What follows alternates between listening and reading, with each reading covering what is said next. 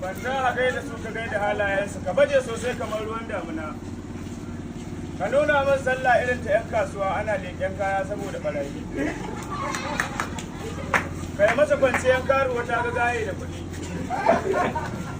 Zaman Tinubu a bila ana tunanin 'yan Najeriya ga Buhari ma ya sheka.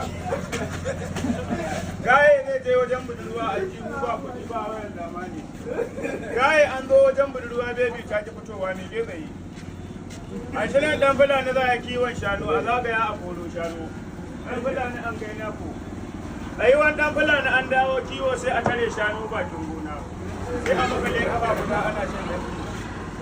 Kawo sandan ka ɗan gaye, kamar canis ka halba ya gani. Kamar kursili ɗan gaye, kamar somaso, kamar tambulan ka halba.